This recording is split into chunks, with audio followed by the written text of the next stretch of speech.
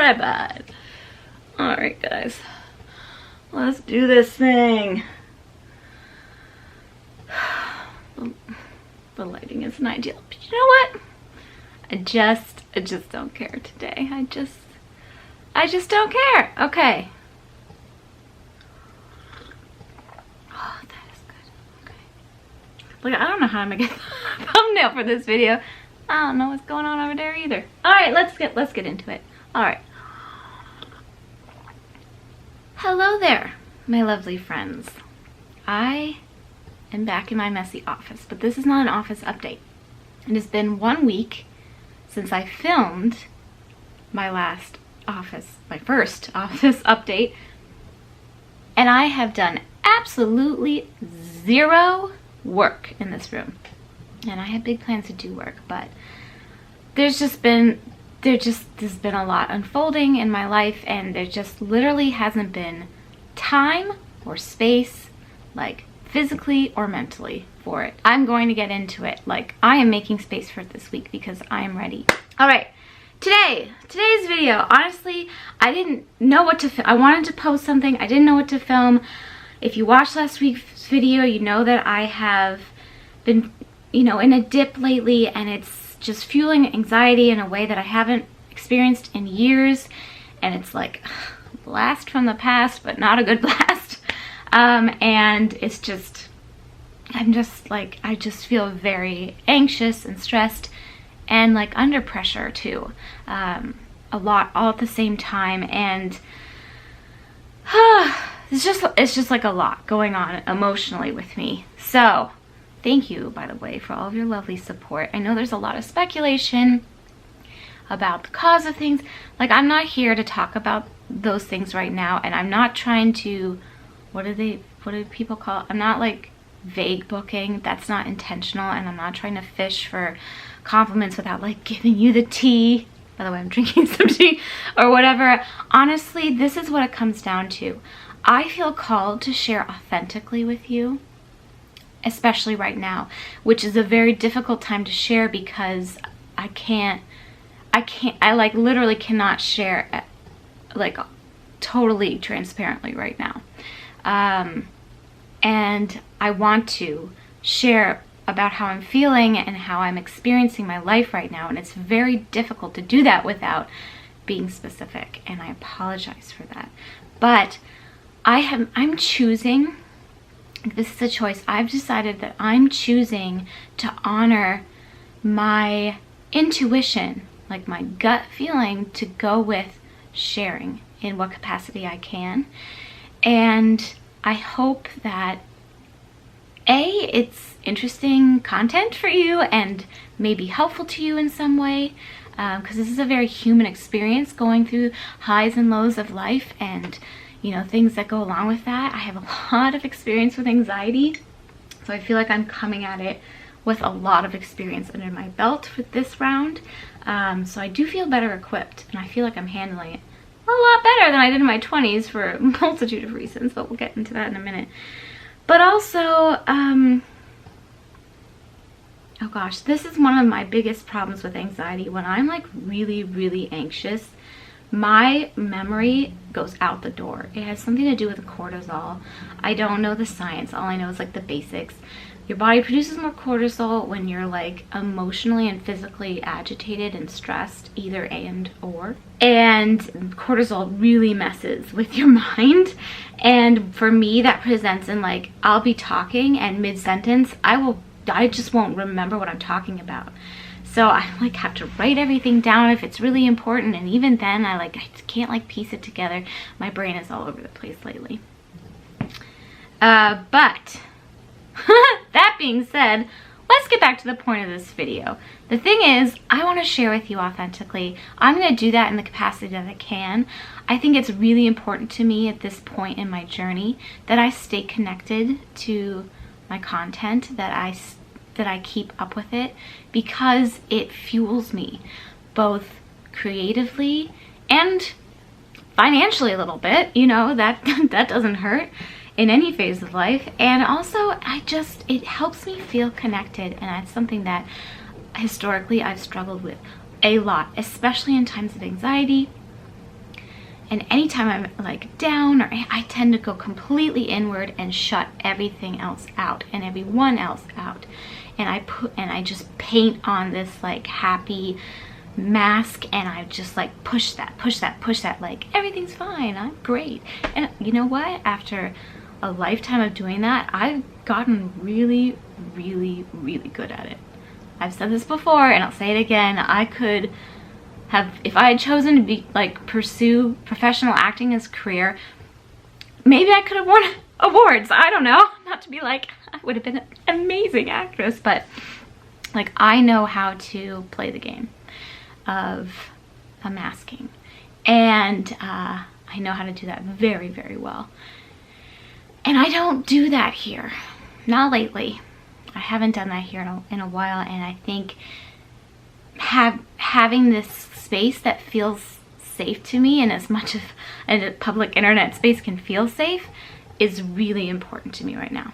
So now that I've spent 8 minutes talking about that, I thought I'd sit down today and share with you, I have a list, that's what I'm looking at my phone, some of the things that I turn to, like my anxiety favorites, I want to say. But these are the things that keep me grounded, keep me steady, and bring me comfort at a time when I can otherwise completely spiral. And I have done that in the past, and I have gotten to very, very low places, especially in my early 20s, and I just, like, places I never, ever want to go back to emotionally. And I think I have a lot more tools now as a 36-year-old to not get to those places. I'm sorry, I don't know why my computer's like grunting. It's having a moment, but we're just gonna go with it. So I made a list. They're not necessarily in any particular order. I'm just gonna like go through my points here and like, right. So I already mentioned my content. So you could apply that to whatever your passion, your work, your hobbies, whatever those are. For me, my number one creative outlet is creating content.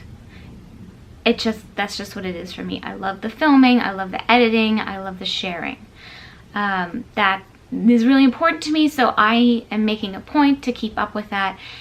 And even if I don't have time to sit down and film the things I want to do, or get through the office at the rate I want to get through it, or do all the like really pretty packaged videos I want to do, like that's just not something that I can access right now. I want to stay here with you, and I think we can just chat and we can be real with each other, and I think that's what this time is meant for, so I'm going to try to do that. So yeah, and my other hobbies, they will come back. So memory keeping, I've kind of shelved for the moment. I do still keep my, you know, like my like a finger on my one little word project. I've signed up for the Ali Edwards wellness story, which I've been trying to follow. It's been a little bit difficult in the last week just with timing and stuff, but I'm just like kind of keeping a finger on little projects like that. And I have a feeling that once I get through the office, that will clear up just a lot of emotional weight for me to dive back into memory keeping, which brings me a lot of contentment and is part of my joy story, if that makes sense. So journaling and gratitude is something I do every single day. No matter how tired I am or what's going on, I write a page a day. I write in my Erin Condren Petite Planner. I have one just for journaling. I don't have it in here, but these are the size notebooks. They're this size, 1 page a day. I write just general notes about what's going on, anything that feels right to say. So mostly I focus on things that are happening with my kids, because it's my way of documenting their daily story, because I have not made time to do the memory keeping bit every day, but I have, you know, almost 4 years worth of daily journals since becoming a mom that I have referenced back to when I go to backlog my memory keeping.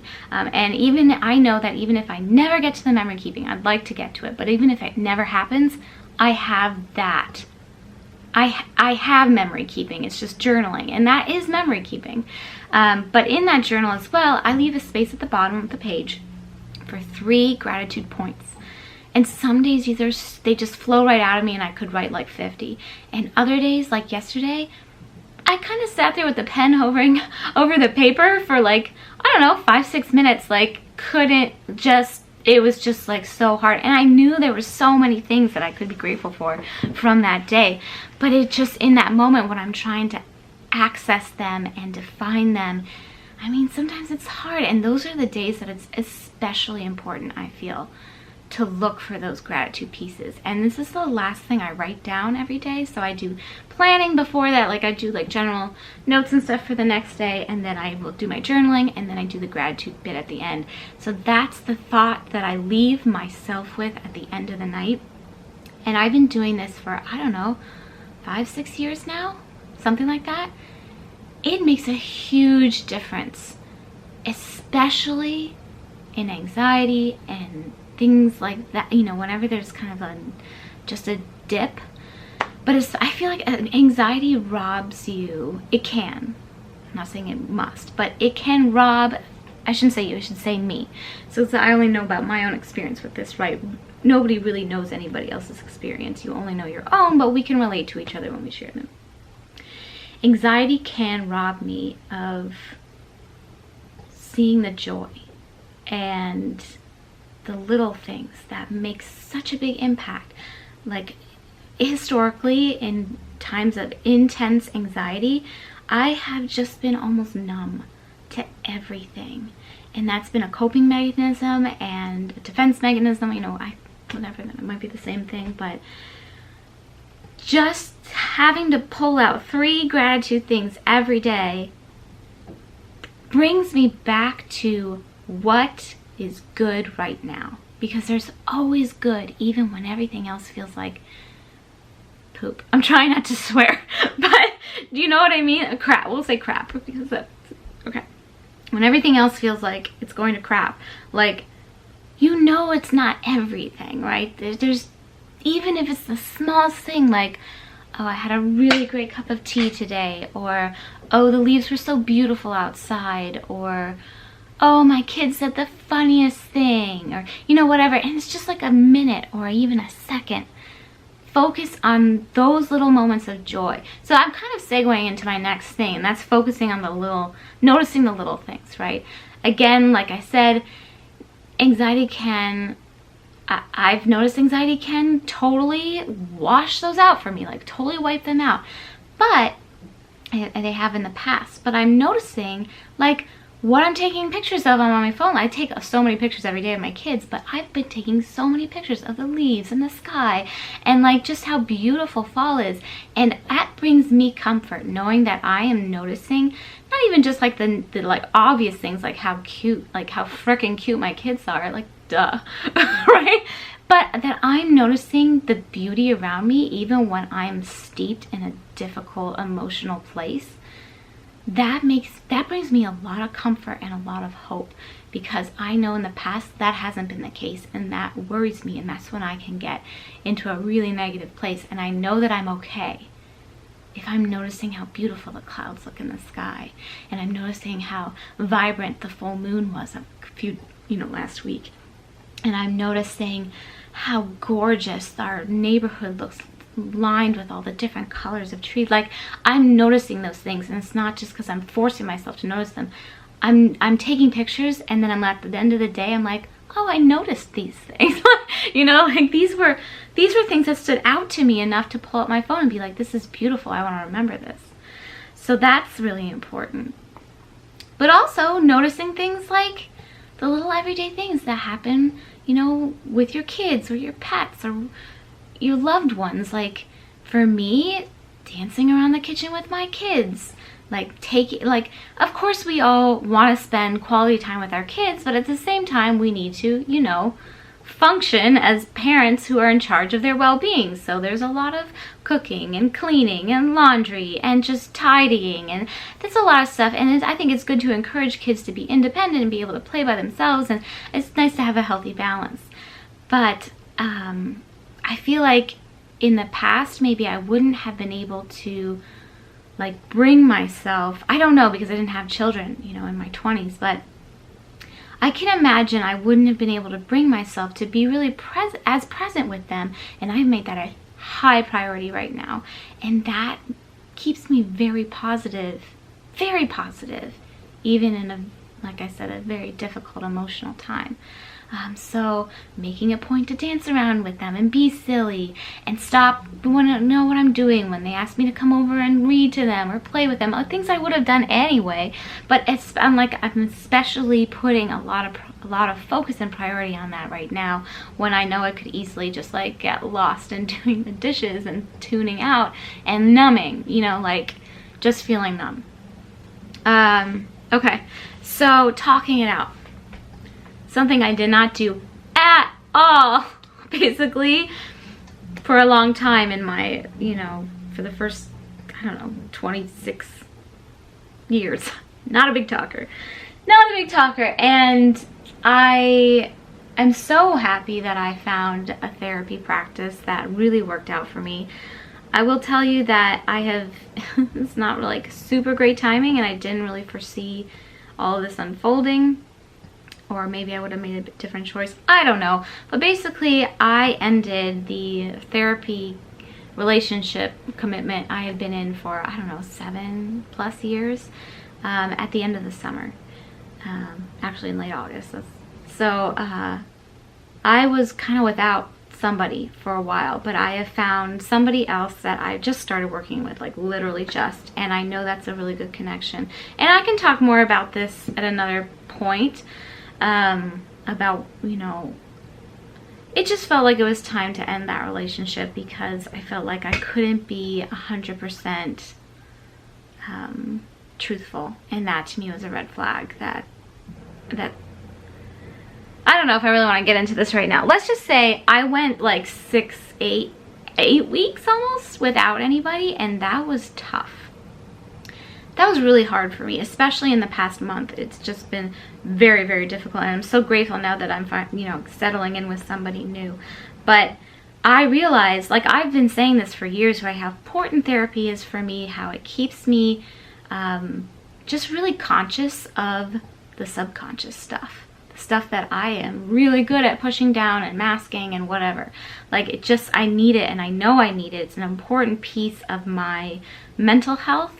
And wow, going 8 weeks without it, that really highlighted it for me, like super, super clear, that I need to keep up that relationship. And I knew that I wasn't like trying to be like, I don't need therapy anymore. I was just in between people, but man, anyway, I'm very grateful to now have that resource back in my life, and I'm excited for, you know, a new relationship unfolding there. So I think that's really important.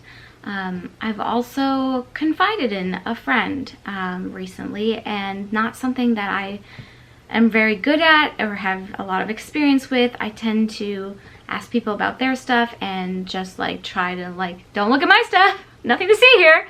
But I reached out to somebody I'm close to, and we have been connecting about it, and it's just been, it was really scary for me, but it's been really, really amazing to feel like I have somebody in my corner. And I'm like, why haven't I done this for the past 36 years? But, you know, don't dwell. One of my like anti-anxiety tips is don't dwell in the past, or like get yourself too caught up in what's going to, like the future unknowns. Try to stay in the present. So I'm not beating myself up for not reaching out to people sooner, but I understand now why people connect in that way. First of all, I think it brings you much closer if you connect genuinely on both sides with people. And it's just, it feels just so supportive. And I'm so grateful to her for just being there for me. And she is a rock star, and I love her. So if you're watching, thank you. You know who you are. So yeah, talking it out, finding a trusted person. I think it's important to have both a therapist or a counselor or a coach or whatever, and a personal confidant. Now I see both. I mean, even like a few months ago I would have been like, just get the therapist, that's all you really need. But now, especially right now, I'm just seeing there's so much value in having somebody who's close to you in your life, as well as somebody who can be more objective, like a professional person. I think, yeah. And just being really honest with yourself, whether that's, I don't know, I talk out loud to myself all the time, and maybe you think that makes me sound like a crazy person, but honestly, to me, that's communing with God. I'm not trying to say like I am God, but I know that God hears me from the inside, whether I say things out loud or just in my mind. Like, to me, that's prayer, and I feel like I'm constantly in prayer lately. But yeah, however that presents for you, however you connect with Spirit, God, a higher power, just whatever gives you, whatever your faith is grounded in, I think leaning into that really, really helps. And it takes the edge off. I think anxiety can be so isolating. You feel like you have to hide it. It numbs you. These are all, my own experience. Not, I hate putting words in other people's mouths, but just pushing outside of that, being like, no, I will not let myself fall into complete isolation. That's very different for me this go around than in previous bouts of anxiety. So awesome stuff. Okay, and then I'm like little things you can do for yourself, little and big things. So for me, nutrition. Historically, when I've been anxious, I tend to lean into unhealthy sugar habits. I'm not in a place with that right now, which I'm grateful for. But right now, I'm at a place where my appetite has gone out the window. And it fluctuates a lot. But generally, I just have not had much of an appetite. And I know a lot of people I've talked to experience the same thing with anxiety. In the past, I haven't had it, like with high anxiety times, I haven't had a huge appetite, but I've been like voraciously addicted to sugar. I think I'm very fortunate. I feel very fortunate that I don't turn to numbing agents like alcohol or drugs or whatever, those, more, I don't know what the right word is, but more like outwardly destructive things, I guess. But I think anything can be really destructive if you abuse it in an unhealthy way. And I definitely was like a super sugar addict. Shopping way too much. I did that in my early 20s, mid 20s, and that was a coping mechanism. I'm very happy I don't do that anymore. But that doesn't mean like you can't buy yourself something that's going to bring you a little comfort. For instance, I bought myself this sweatshirt from Target. It was $25. I absolutely love it. This is like a comforting thing for me. Like, I saw it, I loved it. I actually tried it on like a month ago. I was like, no, I'm not gonna buy it. It's $25. I think $25 isn't like a huge amount of money for a sweatshirt. I was like, I don't need that. And then I just kept thinking about it. And last week I was like, I'm buying myself this sweatshirt. I need this sweatshirt right now.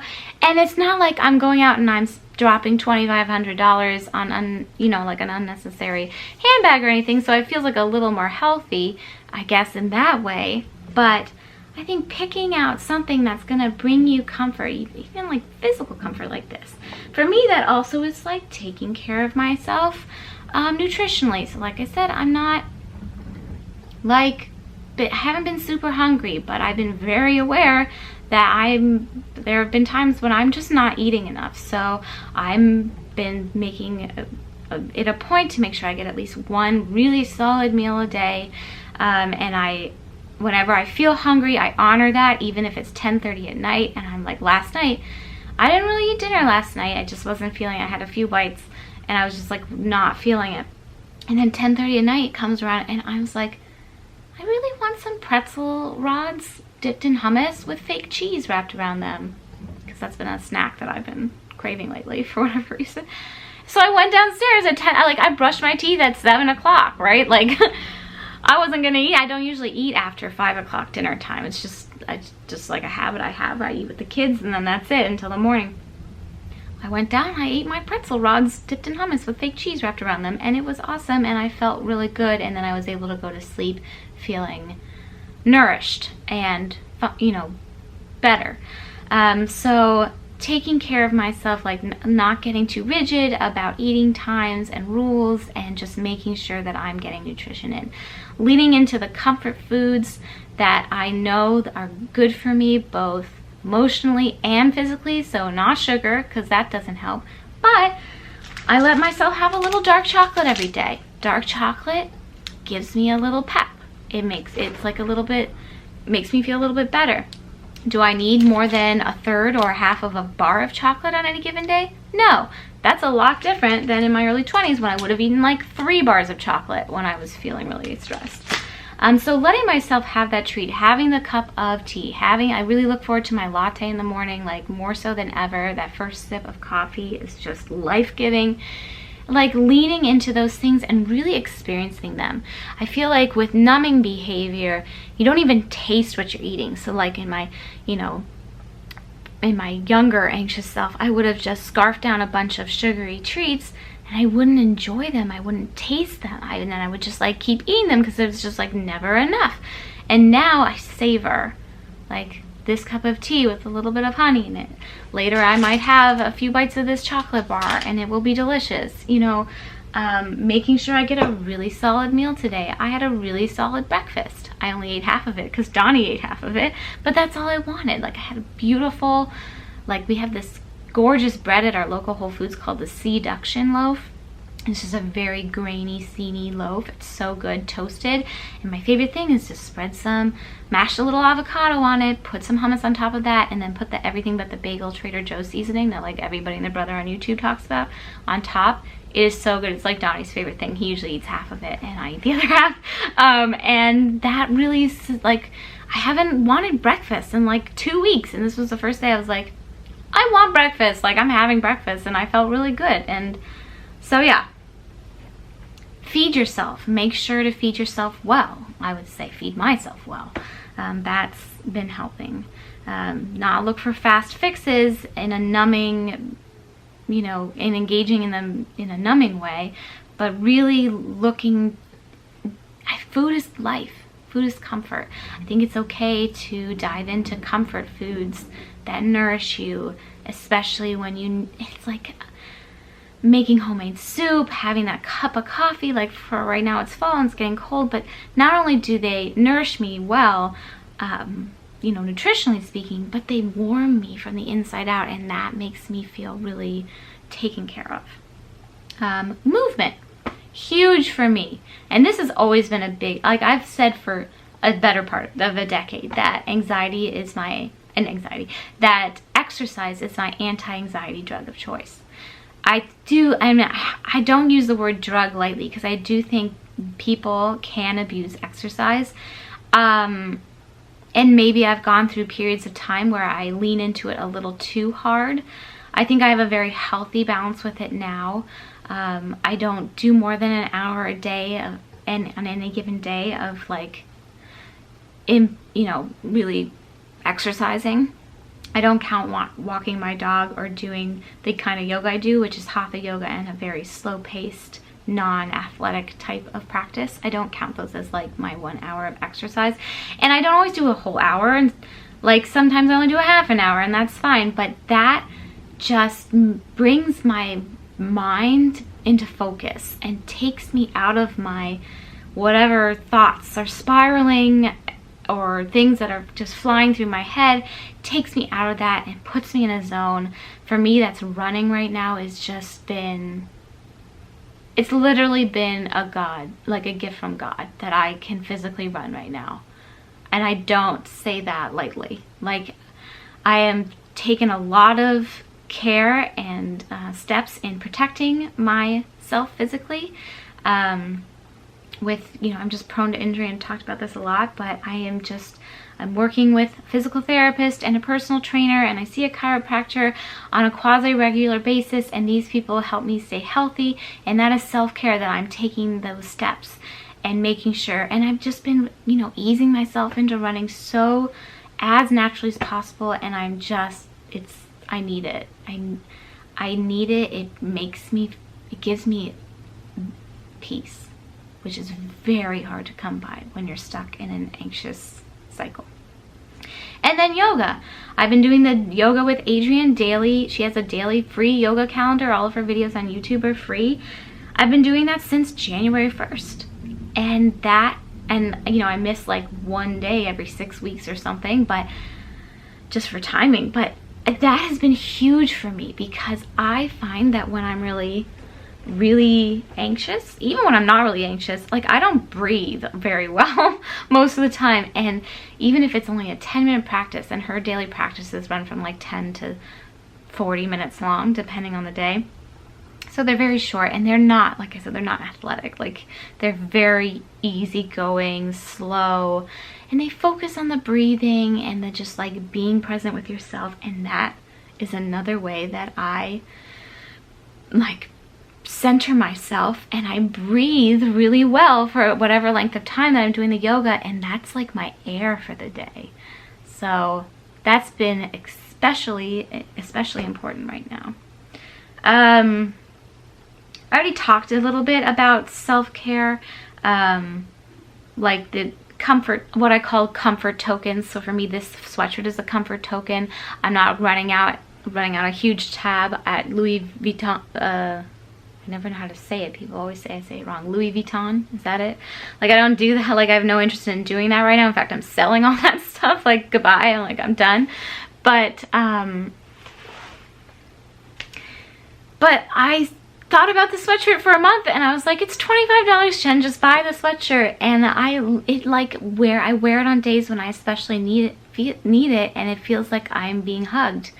And I think allowing yourself a little comfort token like that, if it makes sense to you financially and, you know, mentally, in terms of, you know, if you struggle with like a shopping addiction, maybe not, maybe look for things within your own closet or whatever that can be comfort tokens. But yeah, so something like that. But then little self-care, like the small rituals, to me bring me a lot of comfort in that they are routines, and I find a lot of comfort in routines. So I actually schedule in, like in my planner, 2 baths a week. Sunday night and Wednesday nights I set aside for baths, and I try not to skip those if at all possible. I set aside an hour for a bath, and that just, it's my time. I usually binge on YouTube during that time. Keeping up with my skincare, taking care of myself physically, making sure that I am putting on makeup when I feel called to do it and not when I don't.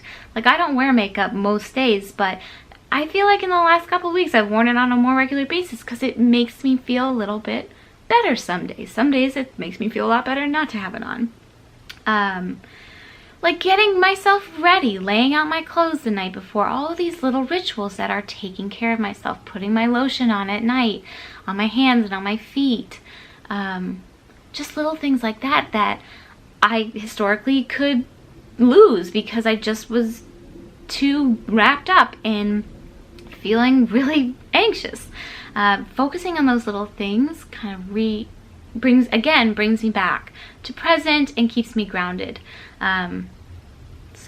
And just makes me feel like I'm taken care of. Like, if I'm taking care of I need to take care of myself in order to take care of my family. And I know that, especially now as a mom, like more than ever. And I think those little rituals, they add up, right? I'm like, I don't need to go on like a spa vacation right now. Like, that would be wonderful and I would like welcome it. But, you know, I can give myself a bath twice a week and put in a really nice fall scented bath product and, you know, let myself, you know, binge on the Shane Dawson Jeffree Star series, which, by the way, thank you, Shane Dawson, for posting that right now, because that's been a really great escape for me. And sometimes, this is another thing, just tuning out. Like, I'm trying to stay tuned in and on, you know, present with my family and my feelings and things that are happening and whatever. But sometimes you just need to tune out. I think this is an instance where it can be easy to do this in an unhealthy way. Like watching YouTube videos all day, or, you know, just like that can be a numbing behavior.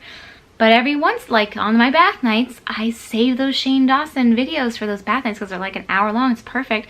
And that's just like my veg time. And it's great because I can watch the video and get wrapped up in that. By the way, if you're not watching that series, what rock are you living under? Shane is amazing. I don't like buy makeup anymore, but I want to support him. I might buy his palette and give it away because I want to support him, and I think so many people do. And he is a great role model on how to be a really genuine content creator and be really successful at it. And I'm glad that he is taking steps in monetizing himself and taking care of himself, and you know, respecting and not even just respecting, but like acknowledging his own worth. And I think he's a really great role model for that, and somebody that I look up to as somebody who, even to this day, I don't think I'm like worthy of monetizing. I'm like, that's bull crap. Like, I know that, but I'm like, who wants to? You don't deserve to make money for like what you do. Like, it doesn't, you know, I don't know. That's another can of worms. We won't go into that. But whatever that looks like for you, whether it's watching a YouTube video or listening to a podcast or reading a book or watching a movie or a favorite show, like I said, for me, it's important to just have a little bit of that and not a lot. And just with the way my life is, I just not time to have a lot of that, so that works out. But like, not getting sucked into social media. I find I have taken a big step back from looking at Facebook and Instagram. I'm still posting a lot on Instagram, especially in stories, and I actually want to get more into posting on my feed again, and that's another story for another day too. But I can get really sucked into the vortex, especially of Instagram, and that doesn't always make me feel good or better or happy. So I pick and choose the people that I know give me joy and bring me joy and kind of like have a good energy and you know, increase my energy or whatever. And those are the people that I stay tuned into, and then I don't look at the rest. I don't just endlessly scroll. I'll like literally click on somebody's profile that I know I follow just to see if they posted on their feed or in their stories, and I won't scroll because I know that's a place that can feed numbing behavior for me that is not beneficial. So I think I talked about most everything, and I talked for I thought this was gonna be a 10-minute video. Haha, that's funny. It's like an hour-long video, and I actually have to go make lunch for my kids now. But two things I want to end with, and I already kind of talked about this in the yoga bit, but remembering to breathe. For me, anxiety, stress, and pressure can literally take my breath away, and it's a visceral reaction. Like, I get very tight in the chest. That's where my anxiety settles, is right here, and I feel it right now. Like, it's really apparent for me. But when I'm breathing deeply, that loosens. So it's just reminding myself, and this is like the first time in wearing an Apple Watch, which I've been wearing for years, that I've been actually using the Breathe app thing that pops up. If you have an Apple Watch, you know about this. There's a thing that pops up every I feel like it knows when you're not breathing, and that's when it pops up. Maybe it does, because it does, like, your watch does record your heartbeat and stuff, like it monitors that stuff. But whenever it pops up, I'm usually like, I don't have time to breathe right now. Now I'm like, and it kind of annoys me a little bit, but I've never like thought to like mute the app. And now I'm like, maybe a quarter of the time, like, okay, I can breathe for a minute, even if I'm in the middle of chopping something or holding a child on the potty or, you know, whatever. Like, we'll breathe together. It's cool. And so, like, that's actually helpful now and makes a big difference. And then lastly, honoring the different phases of life. So in my 20s, in my experience with anxiety in my 20s, it just felt like I would be stuck in that place forever, and I would never feel what it would be like to not be anxious. And I've had it the last 5 years. I have had moments where I have no anxiety at all, and that's not a lot of moments, but there's a lot less anxiety in my everyday moments, and that's just been I just never thought that was possible. And now, with some more life experience under my belt, I recognize that there's an ebb and a flow to everything, and there are different phases of life, and breathing through those phases, whether they're high phases or low phases, is super important, and honoring them as part of my journey that brings a lot of perspective and groundedness that I just did not have. I did not see in my 20s, and I didn't have the toolkit for that. Now with, you know, so much therapy and life experience and just a lot of introspection and inner work under my belt, I have a lot more tools to pull from. And I just shared with you like 50 minutes of what those all are. And there's probably more. I'll probably end this video and be like, oh, I should have said this and this and this, but I'm just gonna leave this where it is now because it's been long enough. And like I said, I have to go make some lunch. But honoring that this is just part of experiencing life brings me some peace. It really does. And I hope that this video brings somebody out there some comfort in some way. That's really, like, I want to share with you and share these difficult things with you and difficult moments with you and how I'm coping and what I'm doing, and because I want to connect. And even if I only connect with like a handful of you on that level, that's everything. And it's also kind of therapy for me, I'm not gonna lie. This is talking to myself. This is almost communing with God, because I know you are watching, but when I'm filming, I feel like I'm being my most authentic self and I'm communing with God. So there's that. We will end on that note.